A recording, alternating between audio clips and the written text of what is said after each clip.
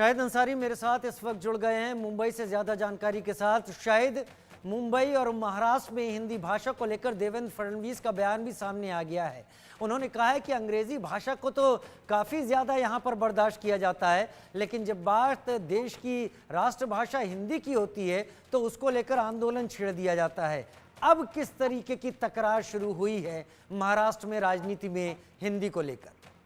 देखिए, देवेंद्र फडणवीस ने जो बात कही है उससे पहले देखिए गवर्नमेंट का जो सर्कुलर रहा है वो रिलीज हो गया, यानी कि तीर कमान से निकल चुका है। और उसके बाद उन्होंने ये सारी चीजें जो है अनिवार्य लागू करने की जो बात की गई थी कि 1 से लेकर 5वीं तक वो लागू कर देंगे हिंदी, उसके बाद से जो है देखिए विरोध के स्वर जो है चौतरफा गूंजने लगे हैं।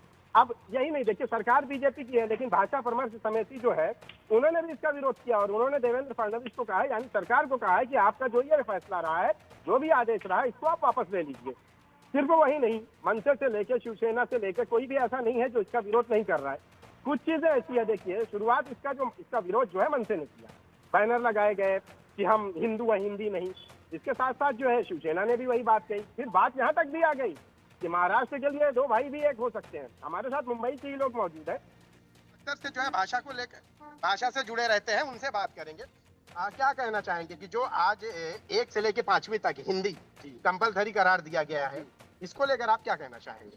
देखिए, ऐसा है कि हम जिस जमाने में पढ़ते थे तो उस वक्त जो है वो 4 भाषाएं होती थी, जिसमें उर्दू, इंग्लिश, हिंदी और एक हमको ऑप्शनल था फारसी या अरबी।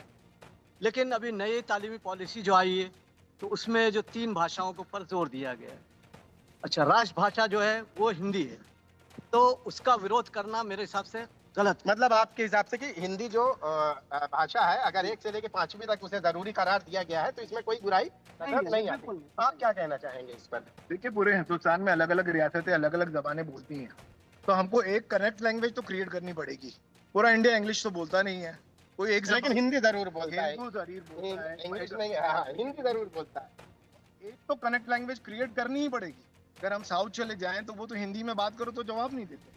तो हम महाराष्ट्र में कम से कम इतनी बात की गनीमत रही कि अगर हम हिंदी में बोले तो मराठी हिंदी में जवाब दे देता है। तो एक कनेक्ट लैंग्वेज के लिए हिंदी पढ़नी चाहिए, सीखनी चाहिए। तो फिर इसको लेके जो विरोध के स्वर गूंज रहे हैं उसे आप किस नजरिए से देखते हैं? मनसे ने तो प्रोटेस्ट शुरू कर दिया, शिवसेना ने भी विरोध जताया है, तो ये 1 से लेकर 5वीं तक हिंदी को लेकर जो सियासी घमासान को आप किस नजरिए से देखते हैं? देखिए, ये लोग अपनी जमीनें तलाश कर रहे हैं।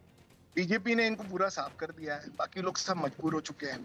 तो मराठी की अजमत का हम इनकार नहीं करते, हम सब मराठी बोलते हैं। मैं यूपी का भैया हूँ, गोंडा जिले का प्योर, पर मैं पूरी मराठी बोलता हूँ। और मैं हिंदी में एक बात समझाना चाहता हूँ, ये हिंदी के पीछे खाली हिंदी से नफरत नहीं है, ये हिंदी बोलने वालों से भी नफरत है। उसका भी इजहार है रीजनलिज्म की पॉलिटिक्स में, कि जो हिंदी बोलता है वो यूपी का है, बिहार का है, मध्य प्रदेश का है, वो महाराष्ट्र का नहीं है। तो उसमें नफरत भी ये छुपी हुई है, खाली हिंदी का विरोध नहीं है। यहाँ बसे हिंदी भाषियों, आप ये कहना चाहते हैं कि हिंदी भाषियों का विरोध अंदर है जो कह नहीं अब उभर के सामने आया है। उभर के सामने। आप क्या कहना चाहेंगे कि 1 से लेकर 5वीं तक जो है ये भाषा को, हिंदी भाषा को तीसरी भाषा का दर्जा देकर कंपलसरी करना रियासत में या राज्य में, ये कैसा रहेगा? मैं यही कहना चाहूंगा कि लेजिस्लेशन आजकल अपनी चीजें इम्पोज कर रहा है। आप किसी चीज को थोप नहीं सकते। Let schools decide, let education board decide कि उनको क्या कंपलसरी करवाना है। आप एक सर्कुलर ला लेते हैं और बोलते हैं ये करना है, ये मैं I don't agree with that. School को और बोर्ड को पता है ना कि हिंदी जो भाषा परामर्श समिति है उन्होंने भी विरोध जताकर सरकार को कहा है कि इसे आप वापस लीजिए। बिल्कुल इम्पोज किया जा रहा है, सर्कुलर ला रहे हो, कल से बोलोगे आप ये कंपलसरी हो जाएगा। मेरी फॅमिली जो है गुजरात से माइग्रेट करके महाराष्ट्र आई, मी इथं जन्म झाला, माझं शिक्षण इथं झालं, अब मैं मिक्स्ड हूँ। मुझ पे इम्पोज नहीं किया गया, मुझे गुजराती आती है, मुझे हिंदी आती है, मुझे मराठी थी, मैं मराठीत पण बोलतो, मुझे शिक्षण मराठी झाला है। तो सरकार इम्पोज कर रही है आज, ये I don't agree with this, मैं इसके साथ नहीं जाऊंगा। आप क्या कहना चाहेंगे? सही है ये कि 1 से लेकर 5वीं तक हिंदी को जरूरी करार दिया जाना, ये सही है? जी सही है, एक कनेक्ट लैंग्वेज होना चाहिए इसमें, ताकि एक दूसरे से लोग जो है, दूसरे से पूरा इंडिया कनेक्ट हो जाए। तो राजीव, आपने सुना है कि लोगों के अपने अपने बयानात रहे हैं और लोगों के अपने अपने ख्यालात रहे हैं। हिंदी को लेकर जो है एक चीज साफ हो गई है कि लोगों का ऐसा मानना है कि एक ऐसी भाषा होनी चाहिए जिससे लोगों की कनेक्टिविटी, लोगों का तालमेल जो है वो बना रहे। एक दूसरे से बातचीत का ये एक सरल माध्यम है हिंदी, क्योंकि हर एक शख्स को जो है इंग्लिश आती नहीं है और इंग्लिश भी बोलने वाला भी जो है एक तबका अलग है। यहाँ तक कि जो इंग्लिश बोलने वाला तबका है वो भी जरूरत पड़ने पे जो कम्युनिकेट करने के लिए हिंदी का ही सहारा लेता है। लेकिन चूंकि अब मामला यहाँ पे अच्छा और भी बातें सामने ये भी आई है कि हिंदी को लेकर जो लोग विरोध कर रहे हैं उनके पीछे की मंशा को आप जानिए, वो विरोध क्यों कर रहे हैं, क्योंकि हिंदी बोलने वाले यहाँ उत्तर भारतीयों की खासी तादाद है। इसलिए आप मिसाल के तौर पे राज ठाकरे के ले लीजिए, वो तो इससे पहले ज्यादा नहीं हफ्ते भर पहले ही जो है वो हिंदी भाषियों को किस तरह से निशाना बना रहे थे, ये जग जाहिर है, सबने देखा है। और सबसे पहला विरोध करने वाला यही पार्टी, यही तबका रहा जो मनसे का, जिन्होंने जो है इसका विरोध किया, फिर प्रोटेस्ट भी किया। हालांकि उसमें भी गिने चुने इनके लोग थे, क्योंकि जो पार्टी खत्म होने के कगार पे है, खत्म ही हो चुकी है, अब उसके गिने चुने ही लोग सड़कों पे नजर आएंगे।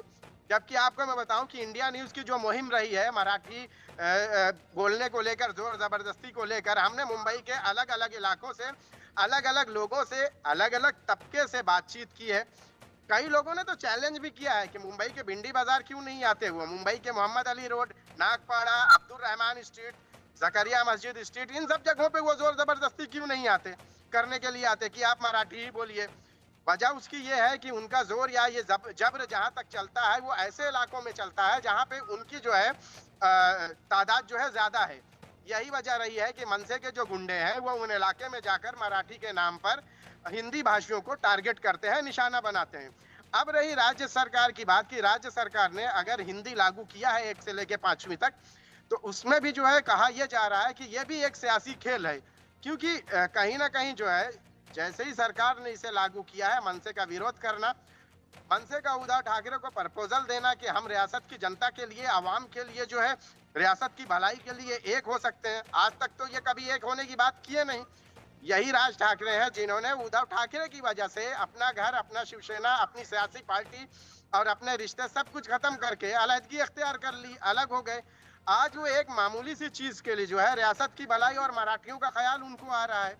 तो ये एक तरह से कहीं ना कहीं जो है सियासी मतलब राज्य सरकार ने भले हिंदी जो है लागू करने के लिए आप हिंदी प्रेम दिखाया है, लेकिन वो कहीं ना कहीं जो सियासी शक्ल इख्तियार करके बैठा हुआ है। और अब ये मामला सिर्फ यही थमने वाला नहीं है, क्योंकि अब ये चीजें ऐसे ही बढ़ते जाएंगी और ये जो है इस तरह की चीजें होती रहेंगी। और सबसे अहम बात ये है कि जो सरकार ने जो है जिस चीज को लेकर कहा है कि ये भाषा जो है लागू करना सही है, उसी को जो है ये कहा जा रहा है कि हिंदी भाषा परामर्श समिति जो है उन्होंने भी जो है कह दिया है कि आप जो है ये वापस लें, क्योंकि ये नियम कानून के अनुसार सही नहीं है।